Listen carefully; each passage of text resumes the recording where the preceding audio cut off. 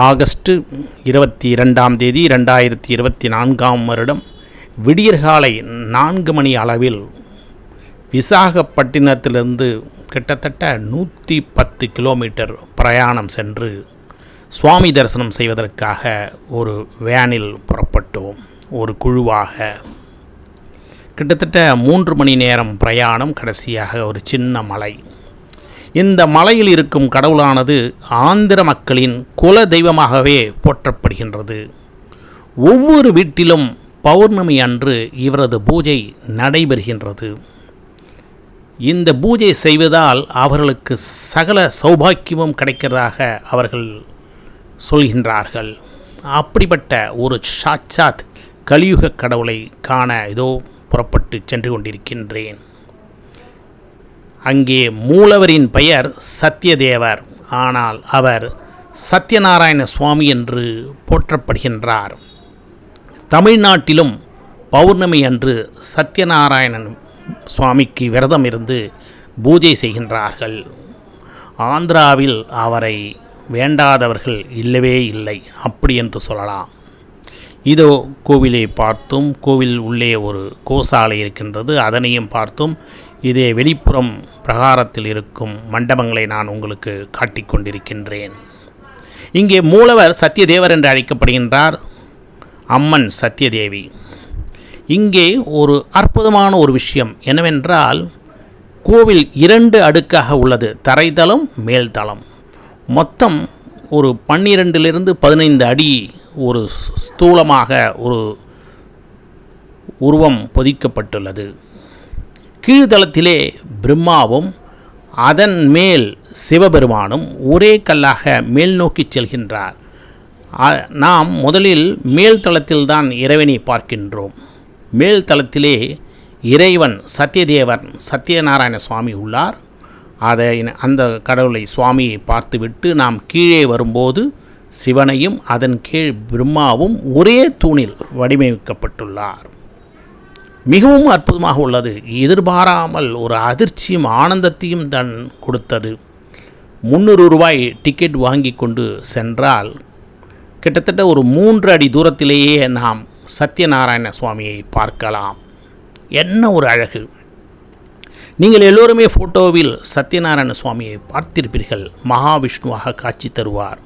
ஆனால் உண்மை அது இல்லை. நீங்கள் அவரை நேரில் சென்று பார்க்க வேண்டும். நான் அவரை பார்த்ததும் அவர் என்னை பார்த்தது தெரிந்தது. என்ன, திருவல்லிக்கேணியில் நீ என்னை பார்த்த ஞாபகம் வருகின்றதா என்று கேட்பது போல இருந்தது. ஆம், மீசவித்த பார்த்தசாரதி தான் அங்கே சத்யதேவராக சத்யநாராயண சுவாமியாக காட்சி தருகின்றார்.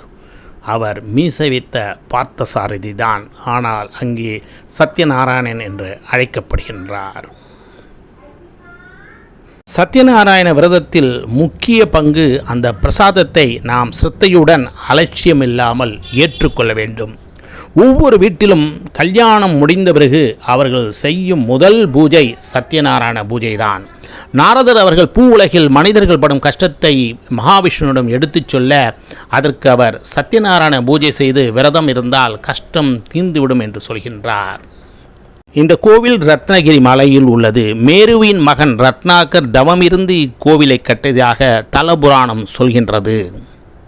சித்ரா பௌர்ணமி மற்றும் ஆவணி பௌர்ணமி இங்கு மிக விசேஷம். இதோ உங்களுக்காக சத்யநாராயணன் தரிசனம். மூலதோ பிரம்மரூபாய மத்தியதோ சிவரூபினே அக்ரதோ விஷ்ணுரூபாய சத்யதேவாயதே நமக.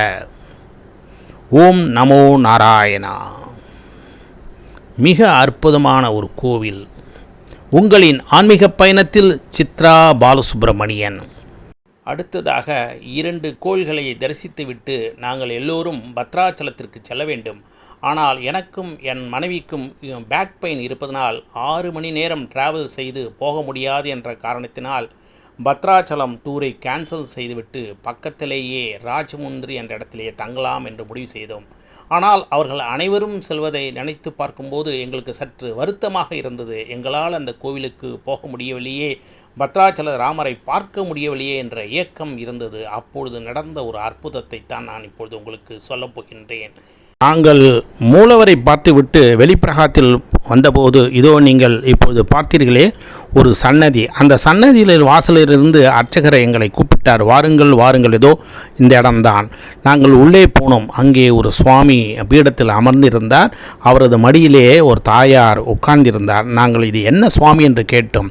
இது பத்ராச்சலம் ராமர் சன்னதி என்றதும் என் மனைவியின் கண்களிலிருந்தும் என் கண்களிலிருந்தும் ஆனந்த கண்ணீர் வந்தது. எந்த பத்ராச்சல ராமரை நான் போய் பார்க்க முடியவில்லை என்று நினைத்தேனோ அந்த பத்ராச்சல ராமரே இந்த இடத்தில் சன்னதி குடிகொண்டு எங்களுக்கு காட்சி கொடுத்தார். எப்பேற்பட்ட ஒரு அற்புதம்! கோடி கோடியாய் பணம் இருந்து என்ன பிரயோஜனம்? இதே போல தெய்வ அனுகிரகம் கிடைப்பது என்பது பேங்க் பேலன்ஸுக்கும் அதற்கும் எந்த சம்பந்தமும் இல்லை என்பதை நாம் அனைவருமே தெரிந்து கொள்ள மனிதன் ஒன்றை புரிந்து கொள்ள வேண்டும். பணத்திற்கும் கடவுளுக்கும் எந்த சம்பந்தமும் இல்லை. கடவுள் அனுகிரகம் என்பது தனிப்பட்ட ஒரு விஷயம். உங்களின் ஆன்மீக பயணத்தில் Chitra Balasubramanian. Please subscribe my channel. Thank you very much.